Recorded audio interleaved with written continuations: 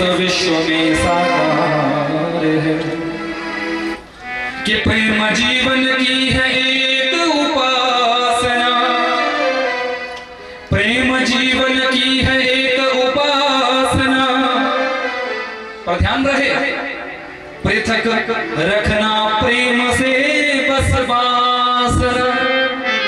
तुम्हारा प्रेम वासनात्मक ना हो, तुम्हारे प्रेम में संसार की कोई गंदगी का भाव ना हो, संसार की किसी वासना का भाव ना हो, तब तो तुम्हारा वो प्रेम सुखद है, तब तो तुम्हारा वो प्रेम ईश्वर तक तुझे मिला देगा। पर यदि उसमें वासना का एक कण भी आया तो ईश्वर से तुम कोसों दूर चले जाते हो। प्रेम से बोलिए श्री राधे। प्रेम जीवन की है एक उपासना, पृथक रखना प्रेम से बस वासना। प्रेम अमृत पूर्ण दिव्य प्रसाद है, वासना में बस भरा अवसाद है।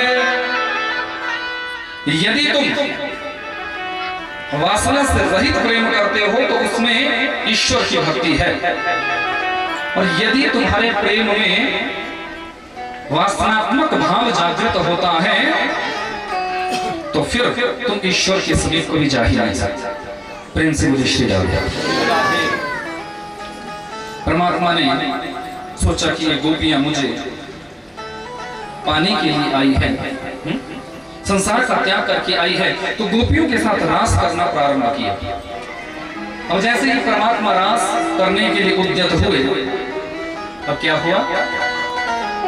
देखो, भक्ति में कभी अभिमान ना आए। तुम भक्ति करते हो, अच्छी बात, पर भक्ति करते करते यदि अभिमान जागृत हो जाए कि मैं इतना बड़ा भक्त हूँ, मैं ऐसे माला जपता हूँ, मैं ऐसे भक्ति करता हूँ, मैं इतना दान करता हूँ, फिर तुम्हारे दान देने का, तुम्हारे भक्ति करने का कोई भाव नहीं रहेगा। क्योंकि अभिमान अपने भक्तों का परमात्मा कभी रखते ही नहीं। अब जैसे ही रास प्रारंभ हुआ, इन गोपियों को हो गया थोड़ा थोड़ा अभिमान। गोपियां सोचने लगी, बोले ना जाने हम कितनी सर्वांग सुंदरियां हैं, जो सर्वांग सुंदर महाप्रभु आज हमारे साथ रास कर रहे हैं। और आत्मीयता के प्रति रूठना ये मान है। किशोरी जी को थोड़ा मान हो गया। किशोरी जी ने सोचा, बोले जैसा रास इन गोपियों के साथ कर रहे हैं वैसा रास मेरे साथ कर रहे हैं, फिर इन गोपियों और मुझ में अंतर ही क्या बचा? क्या है? जैसे इनके साथ रास कर रहे हैं वैसा हमारे साथ रास कर रहे हैं। कन्हैया मुस्कुराए, बोले पहले तो तोड़ूंगा गोपियों के अभिमान को, और उसके बाद किशोरी जी के मान को भी थोड़ा शांत करूंगा। अब किशोरी जी का हाथ पकड़ा, हजारों लाखों गोपियों के बीच में जो परमात्मा रास कर रहे थे वहां से तुरंत अंतर ध्यान हो जाते हैं। अब जैसे ही अंतर ध्यान हुए, अब तो गोपियां पागल। अब आप विचार करो कि सैकड़ों वर्षों से तुम्हारा प्रियतम दूर है और तुम अपने प्रियतम के समीप आ गए, प्रियतम से तुम मिल रहे हो, लेकिन अब प्रियतम तुम्हें छोड़कर वहां से अदृश्य हो जाए, निकल जाए, तो तुम कैसे तरफ जाते हो? ये तो संसार की घटना है। पर तुम विचार करना कि वो परब्रह्म, वो परमात्मा जब उन गोपियों को जो हजारों वर्षों से कृष्ण मिलन की आस में तरफ रही थी, उन हजारों वर्षों से उस विरह में जलने के बाद जब प्रियतम की प्राप्ति हुई और वो परब्रह्म परमात्मा जब छोड़कर गया, तो उन गोपियों की क्या परिस्थिति रही? गोपियां पागल हो गई है। गोपियों की परिस्थिति बिल्कुल अस्त व्यस्त हो गई है। कोई गोपी पूतना बन जाती है कि मैं पूतना हूं, आओ कृष्ण मुझे मारो। कोई पूतना कृष्ण बन जाती है, मैं कृष्ण हूं, मैं पूतना का वध करूंगा। कोई गोपी कुछ करने लग जाती है। परीक्षित पूछते हैं, गुरुदेव ये क्या हो रहा है? सुखदेव जी कहते हैं, राजन ये जीव की परिस्थिति है कि जीव ईश्वर से मिल रहा है पर मिलते मिलते जब ईश्वर ने जीव का त्याग किया तो ये जीव तड़फ रहा है। गोपियां पागल हो गई है, गोपियां बिल्कुल पागल हुई है। जब चाहों ओर ढूंढने के बाद भी गोविंद की प्राप्ति नहीं हुई, अब गोपियों के अंदर का अभिमान पूर्ण रूप से शांत हुआ है। गोपियों ने यहां निर्मल भाव से एक गीत गाया है, जिस गीत को हम गोपी विरह गीत कहते हैं। और भागवत के समस्त गीतों में ये सर्वश्रेष्ठ गीत है, क्योंकि रास पंचाध्यायी के पंच प्राणों में ये सबसे विशेष प्राण है गोपी गीत। तो मैं चाहता हूं, आइए जरा गोपियों ने जिस गीत को गाकर गोविंद को प्राप्त किया, उस गीत को थोड़ा सा हम भी सहज भाव से गुनगुनाने का प्रयास करें। सभी अपना सर ढक लें और गाने का प्रयास करना। यदि गा सको, ना गा सको तो मन में इस भाव को उतारना और ऐसी प्रार्थना करना कि हम सब यहाँ गोपी भाव लेकर बैठे हैं और मिलना है तो सिर्फ ठाकुर जी से मिलना है, मिलना है तो सिर्फ गोविंद से मिलना है। आइए हम जरा सभी गोपी भाव अपने अंदर जागृत करें और इस गोपी गीत को गुनगुनाने का प्रयास करें। जयति तेऽधिकं जन्म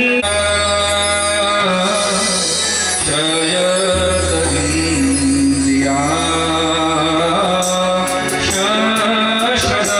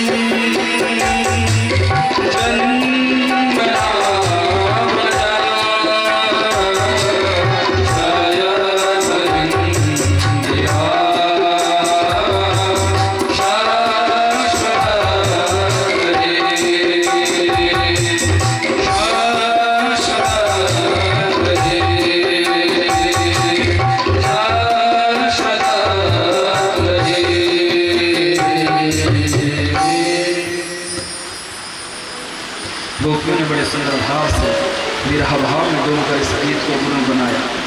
जयति तेभिकम जनमना तेयति। गोपियां विरह भाव में डूबकर निवेदन करती है, प्यारे इस ब्रजमंडल को कौन जानता था आपके आने से पहले? इस ब्रजमंडल की क्या शोभा थी आपके बिना? लेकिन जिस दिन आप इस ब्रजमंडल में आए, उसी दिन के बाद इस ब्रजमंडल की जय जयकार होने लगी है। तीनों लोगों में इस ब्रजमंडल की जय घोष होती है, इस ब्रजमंडल की जय जयकार होती है। प्यारे, हमसे कौन सा अपराध हुआ, कौन सी गलती हुई जो आप मझधार में छोड़कर हमें चले गए?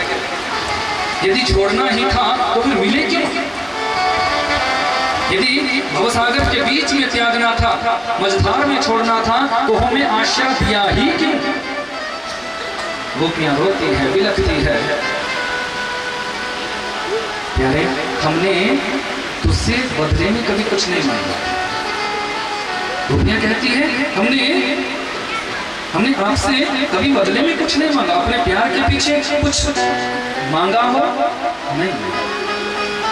निःशुल्क दासी, प्यारे हम तो तेरी वो दासियां हैं, हम तो तेरी वो सेविकाएं हैं, हम तो तेरी वो प्रेयसियां हैं कि जिन्होंने तुम्हारे प्रेम के बदले में कभी तुमसे कुछ चाहा नहीं।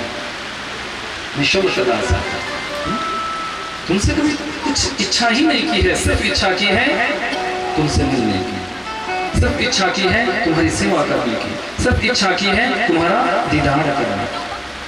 आप हमें छोड़कर क्यों गए? पागलों की तरह गोपियां रोती है, बिलखती है। यहाँ किशोरी जी के मान को खंडित करने के लिए मेरे गोविंद कहते हैं, किशोरी जी अच्छा लग रहा है?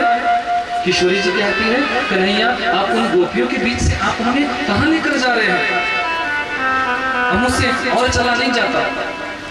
क्योंकि किशोरी जी ने सोचा, यदि मैं कन्हैया के साथ ऐसे ही जाती रही तो इन गोपियों को ये परात्पर प्रभु कभी मिल नहीं सकता। हम उससे और चला नहीं जाता। आओ किशोरी जी, मेरे कंधे पे बैठ जाओ। अब जैसे ही कंधे पे बैठने के लिए कहा, किशोरी जी कंधे पे बैठने के लिए उद्यत हुई। अब मेरे गोविंद वहां से भी अंतर्ध्यान हो जाता है।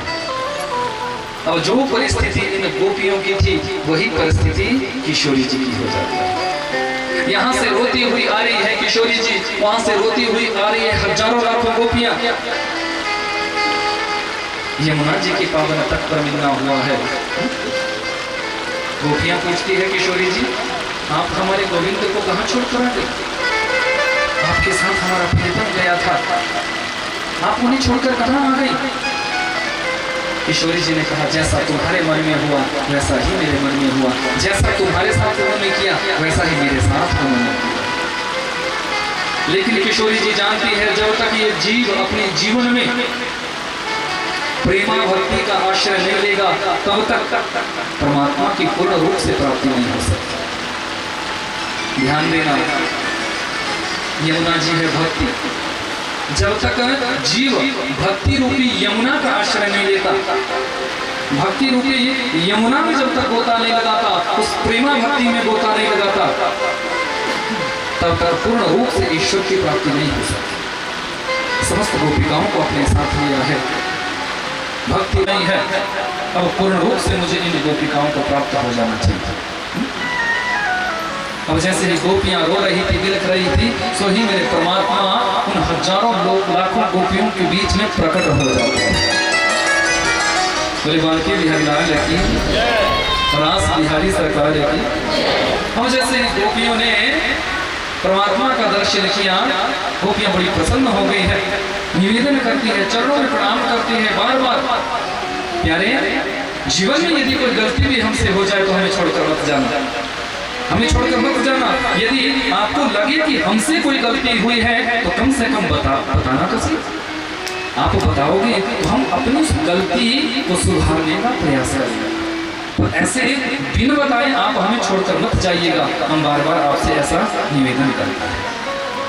जब देखा कि अब पूर्ण रूप से सात्विक है, पूर्ण रूप से स्वच्छ है, पूर्ण रूप से शुद्ध है, कोई मान अभिमान किसी भी प्रकार की कोई संसार की आसक्ति उनके मन में नहीं है, तो अब पूर्ण रूप से मेरे परमात्मा इन गोपांगनाओं के साथ रास करना प्रारंभ करते हैं। दोए दोए गोपी बीच बीच माता। और जैसे रास चलने लगा तो कामदेव जी आ गया। मेरे गोविंद ने कहा, कामदेव तुम यहाँ क्यों? बोले प्रभु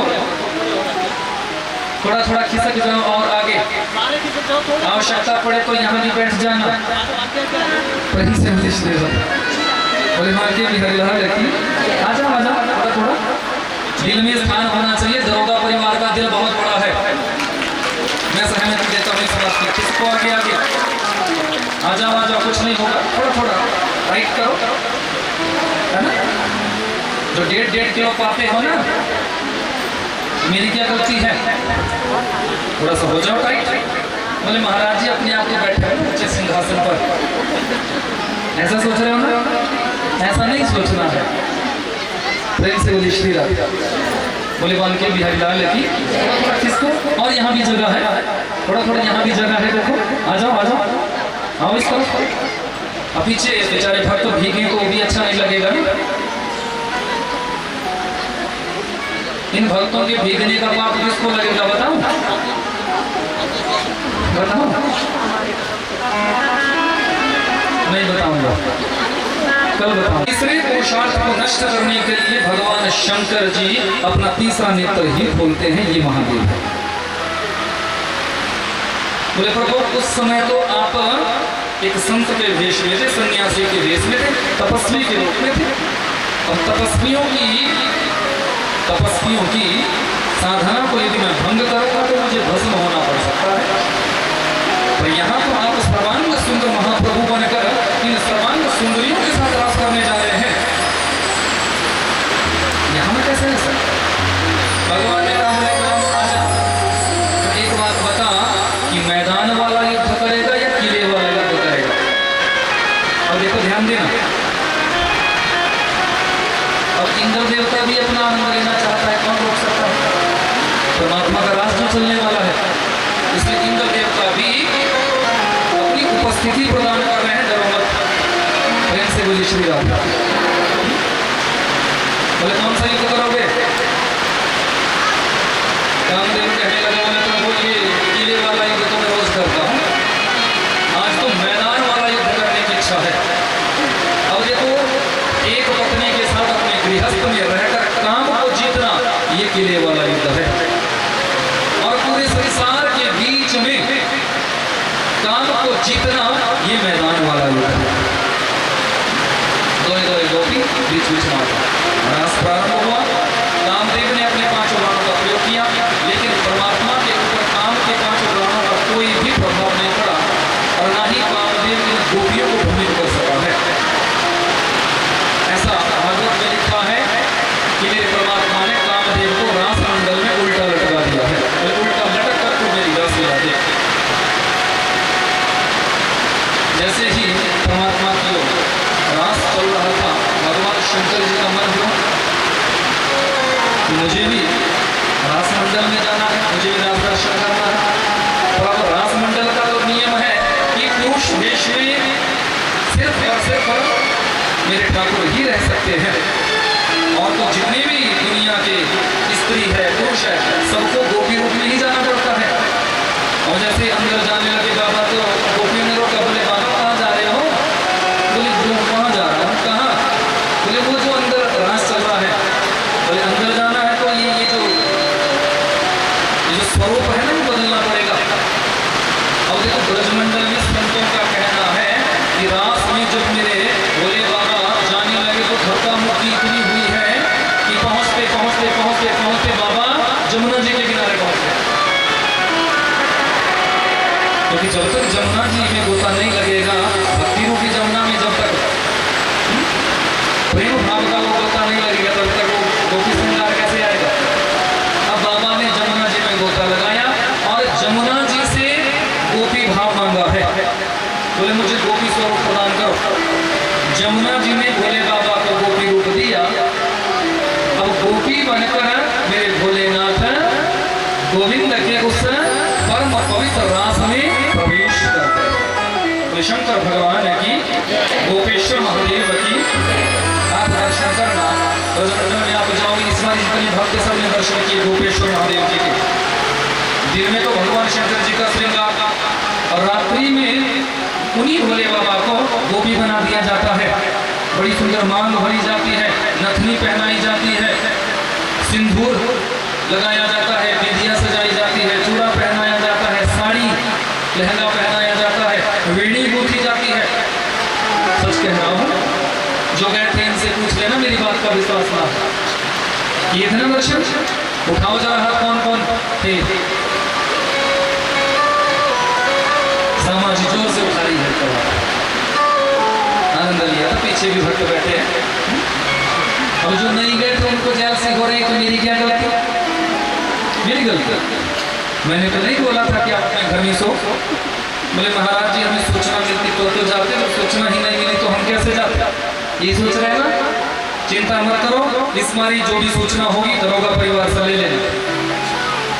इस परिवार से आपको सूचना मिल जाएगी, और यहाँ जितने और भी भक्त बैठे हैं जो पहले गए हैं, उनके यहाँ से आपको सूचना मिल जाएगी कब वहाँ का कार्यक्रम होगा। वैसे इस बार 2 कार्यक्रमों की व्यवस्था है, क्योंकि कुछ लोगों की इच्छा है कि स्थान परिवर्तन होना चाहिए, तो उनके लिए ठाकुर जी की यदि कृपा हुई तो जगन्नाथपुरी का कार्यक्रम बना रहे हैं।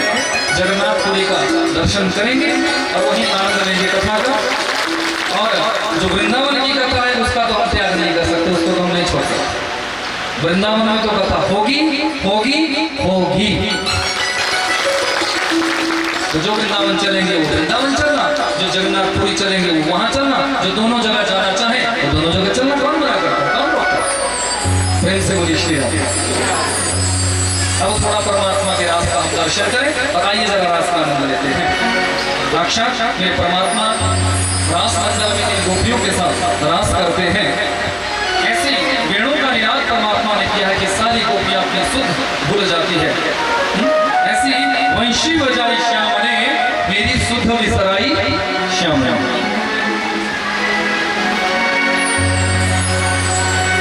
तो ऐसी वंशी बजाई श्याम ने मेरी सुध विसराई श्याम ने। नी मैं हुई दीवानी, होनी मैं हुई मस्तानी, होनी मैं हुई दीवानी, होनी मैं हुई मस्तानी। देखो परमात्मा का रास है, सबने हाजिरी भरनी है, आनंद लेना है। मुझे पता है जगह कम है, तो उठना सबको बैठे बैठे हाथ को मस्ती में झूमना है।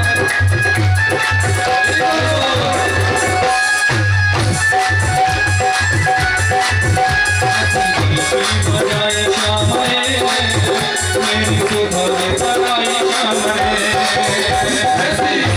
बजाए श्याम ने मेरी सुध विसराई श्याम ने। बजाए श्याम ने मेरी सुध विसराई श्याम ने। बजाए श्याम ने मेरी सुध विसराई श्याम ने। मैं हुई दीवानी, मैं हुई मस्तानी, मैं हुई दीवानी, मैं हुई मस्तानी, मैं हुई दीवानी, मैं हुई मस्तानी, मैं हुई दीवानी, मैं हुई मस्तानी।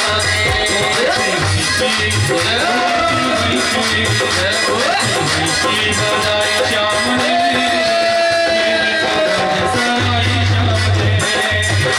ऐसी बंसी बजाए श्याम ने मेरी सुध विसराई श्याम ने।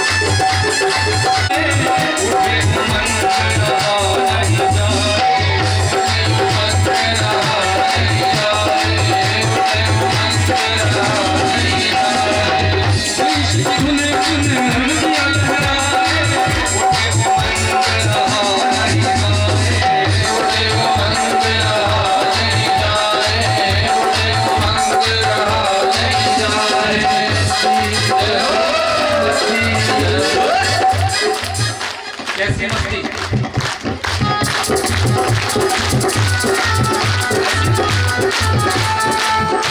पीछे वर्षा में चल रही है ऊपर से, अभी पीछे को देखो, ये होती है मस्ती।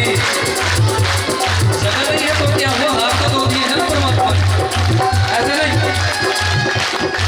ऐसे नहीं, सीधे हाथ धो, सभी हाथ पीछे नहीं होने चाहिए, सबके हाथ बिल्कुल सीधे। और मैंने नाचना सिखाया था भट्टा गुप्पर वालों को।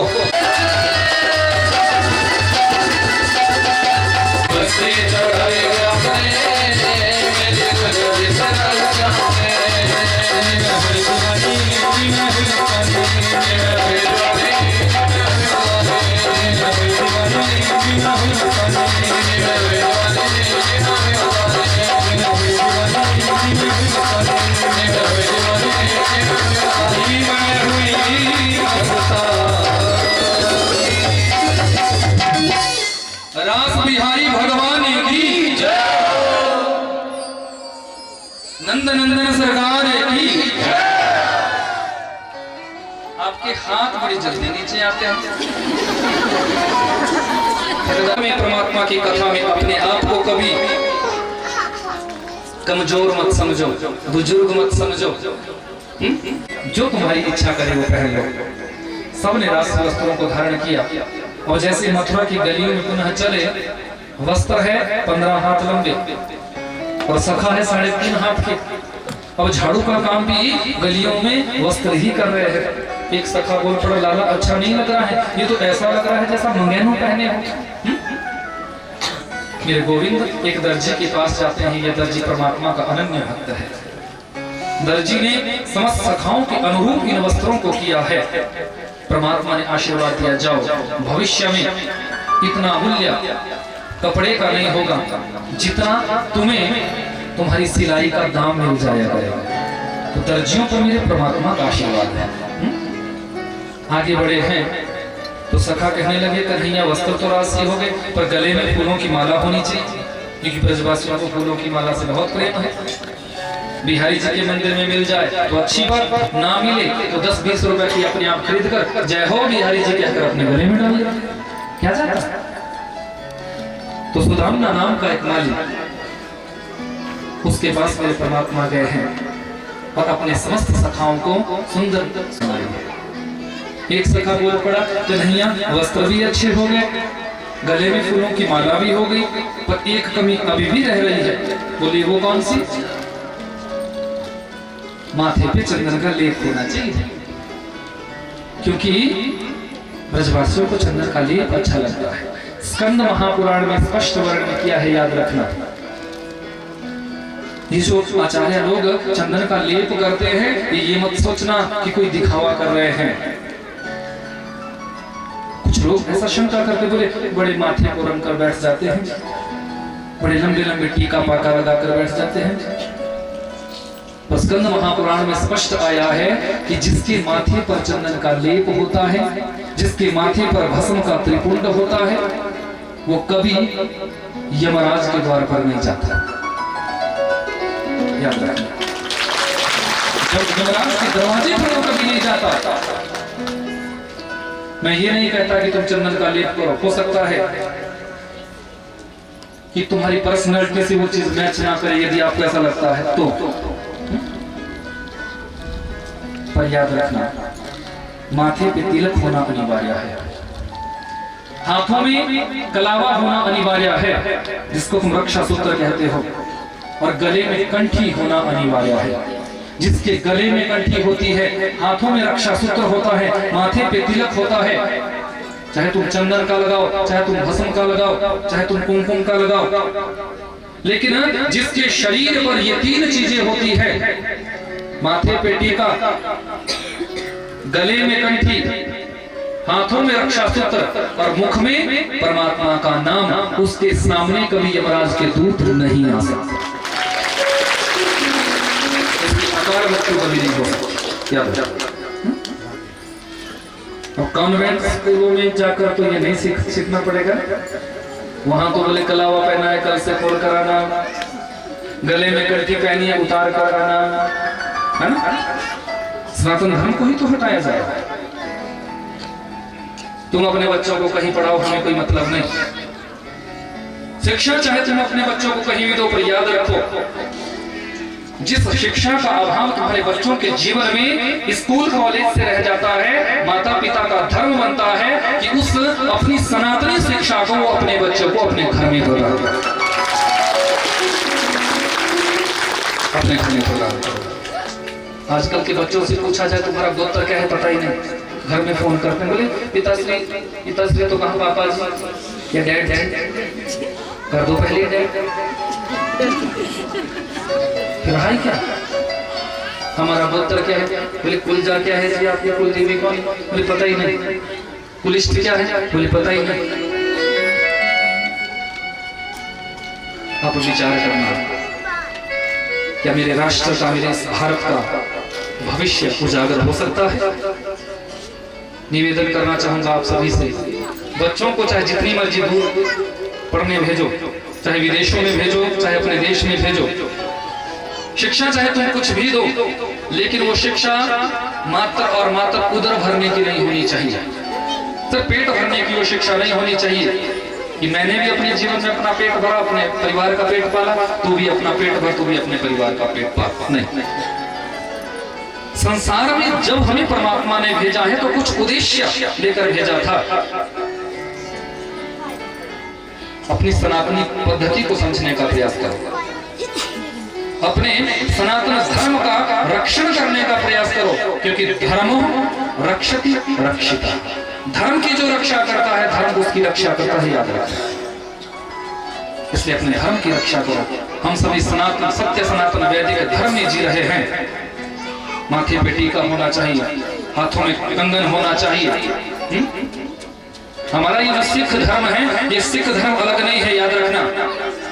हमारे वैदिक सत्य सनातन धर्म का ही अंग हिस्सा सिख धर्म है। और सिख धर्म में एक बहुत ऊंची बात है, केस कंग कड़ा कृपाण कच्छ, ये 5 चीजें जब अमृत छकाया जाता है तो दी जाती है।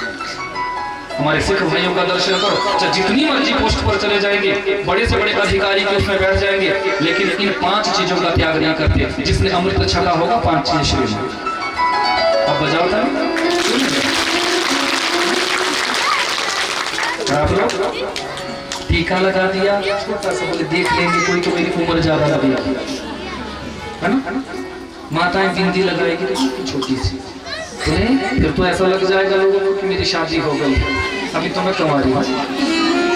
नहीं, बुरा लगे तो छोड़ देना, मुझे को जबरदस्ती देने की नहीं, अच्छा लगे तो स्वीकार करना। कभी ऐसा मत करो। मैं ये नहीं कहता कि तुम बहुत बड़ी बिंदी लगाओ, पर सौभाग्य यदि ठाकुर जी ने तुम्हें दिया है तो कम से कम तुम्हारे सौभाग्य का दर्शन तुम्हारे स्वरूप से हो जाना। कुत्ता होता है ना गली का, जिसके गले में कुछ नहीं होता तो सब उसको पत्थर मारते हैं, मारते कि नहीं? लेकिन जब स्वामी का पट्टा उसके गले में पड़ जाता है तो मजाल है कोई हाथ लगा, मजाल है कोई पत्थर मार दे? बोले यदि पत्थर मार दिया तो वो छोड़ेगा नहीं। कौन? जिसका स्वामी है।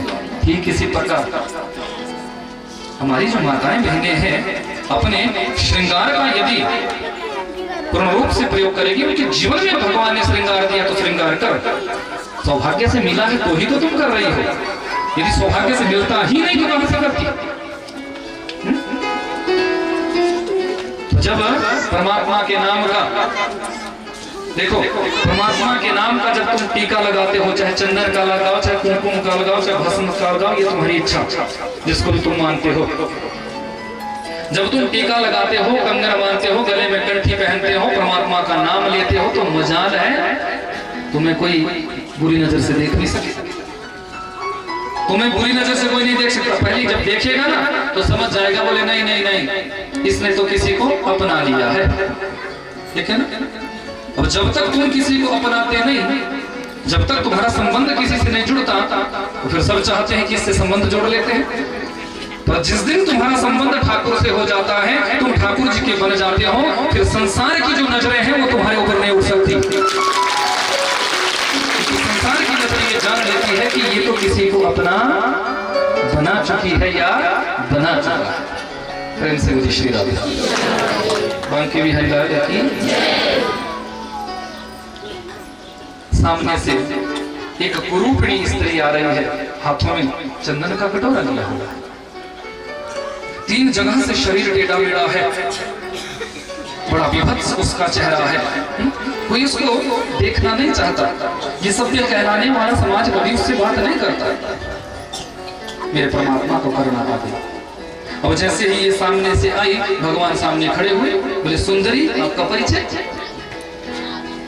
अब लंबा घूंघट निकाला हुआ था, इसने थोड़ा सा घूंघट ऊपर किया, बोले मेरे संपूर्ण जीवन में कभी किसी ने मुझसे बात नहीं की, तो ये सर्वांग सुंदर बालक मुझे सुंदरी कह रहा है। बोले बालक मेरा उपहास कर रहे हो? बोले नहीं देवी, मुझे तो आप सुंदरी ही दिख रही हो। याद रखना, परमात्मा किसी के चमड़े का दर्शन नहीं करता। तुम काले हो, गोरे हो, छोटे हो, मोटे हो, लंबे हो, पतले हो, भगवान को इससे कुछ नहीं लेना देना। तुम्हारा मन कैसा है, तुम्हारा मन कैसा है, भगवान इस भाव को देखते हैं। शरीर से तुम किसी की पत्नी बनो, पति बनो, भाई बनो, बहन बनो, बच्चा बनो, कौन मना करता है? लेकिन याद रहे, मनः संधार विद्धि, अपने मन को परमात्मा के चरणों में लगाओ, क्योंकि परमात्मा सिर्फ और सिर्फ तुम्हारे मन का दर्शन करते हैं। कि निर्मल मन जन सो मोहि पाव, मोहि कपट छल छिद्र न भाव। भगवान सिर्फ और सिर्फ तुम्हारे मन का दर्शन करते हैं। सामने से जब सुंदर ने कहा, इसके मन में तो रसगुल्ले फूटने लगे, आनंद का पारावार नहीं रहा, प्रसन्नता में डूब गई। तो पहली बार जीवन में ऐसे सर्वांग सुंदर बालक ने मुझे सुंदरी कहा है। बोले देवी तुम्हारा परिचय। अब इसने अपना परिचय देना प्रारंभ किया है कि दास्यस्मयं सुंदरं कंस सम्मता त्रिविक्रनामा हयमुलेपकर्मणि मदभावितं भोजपतेरतिप्रियं बिना युवां को अन्यतमस्तदर्हसि। ये सर्वांग सुंदर बालक, मैं कंस की दासी सैरंध्री हूँ। 3 जगह से मेरा शरीर टेढ़ा है, इसलिए लोग मुझे त्रिवक्रा कहते हैं। मैं बहुत कुरूपिणी हूँ, दुनिया की नजरों में मैं बहुत बुरी हूँ, इसलिए लोग मुझे कुब्जा कहते हैं। लेकिन मेरे जीवन में आप ऐसे पहले आए हो जिन्होंने मुझे सुंदरी कहकर संबोधित किया। ये सर्वांग सुंदर बालक, मैं जिस चंदन को घिसती हूँ, मेरे द्वारा घिसा हुआ चंदन महाराज कंस को भी प्रिय है, इसलिए रोज मैं राजा कंस को चंदन का लेप करने के लिए जाती हूँ।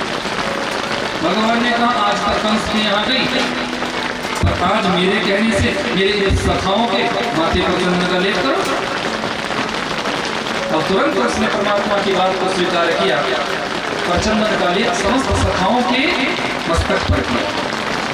अब जैसे ही परमात्मा के माथे पर चंदन का लेप करने लगी, मेरे परमात्मा करुणात्मक हो।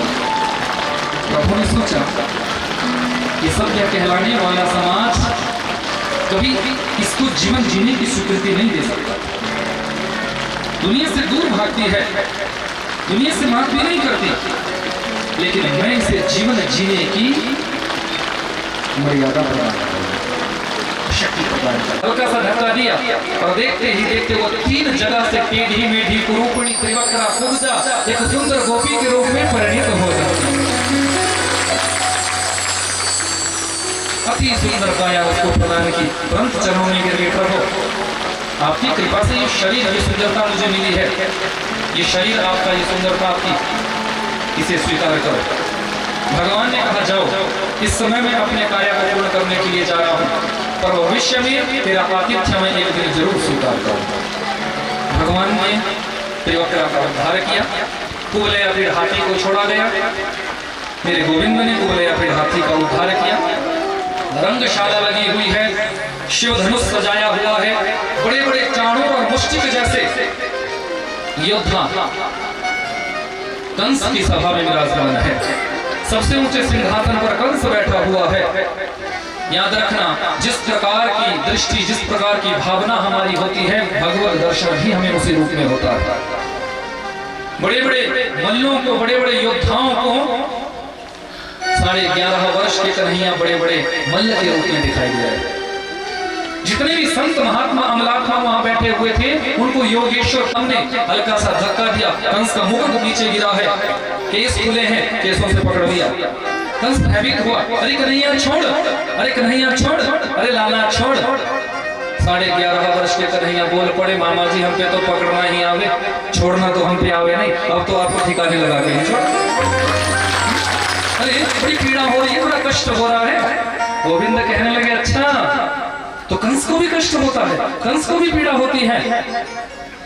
याद करो उस दिन को, जिस दिन आपने मेरी माँ देवकी को रथ से, केसों से पकड़कर नीचे घसीट लिया था, उस दिन मेरी माँ बार बार याचना करती थी, क्या उस दिन मेरी माँ को कष्ट नहीं हुआ था? आज जब तुझे पकड़ा है तो तुझे बड़ा कष्ट हो रहा है। तेने बड़े पाप किए हैं, तेने मेरे माता पिता पर बड़े अत्याचार किए हैं, तेने इस संसार के ऊपर अत्याचार किए हैं। अब तुझ पापी दुष्ट का पापों का घड़ा भर चुका है, अब मैं फोड़ने जा रहा हूँ, अब तेरा उद्धार करने जा रहा हूँ। देख मेरी नजरों में नजरें डालकर देख, मैं तेरा उद्धार करूंगा। ये योगेश्वर कृष्ण है जो प्रत्येक जीव को ये कहते हैं कि मैं ब्रह्म हूँ। राम जी ने अपने पूरे चरित्र में कभी ये नहीं कहा कि मैं भगवान हूँ। राम जी के पूरे चरित्र का दर्शन करना, कहीं भी ऐसा नहीं कहा कि मैं भगवान हूं। लेकिन मेरा योगेश्वर कृष्ण बार बार ये कहता है कि मैं परब्रह्म हूं, मैं भगवान हूं। मेरी नजरों में नजरें डालकर देख, मैं तेरा उद्धार करूंगा। एक मुष्टिका का प्रहार वक्षस्थल पर किया है और वहीं कंस का उद्धार हो जाता है। बोले कंस मर्दन भगवान श्री कृष्ण की। देवलोक से पुष्पों की वृष्टि होने लगी। मथुरावासी जो कभी अपने जीवन में हंसे नहीं थे, सब खिलखिलाकर हंसने लगे, हंसते हैं, क्योंकि हंसना भी बंद कर दिया था। ऐसा पापी था, ऐसा दुष्ट था। कंस का उद्धार किया है मेरे गोविंद सहज भाव से।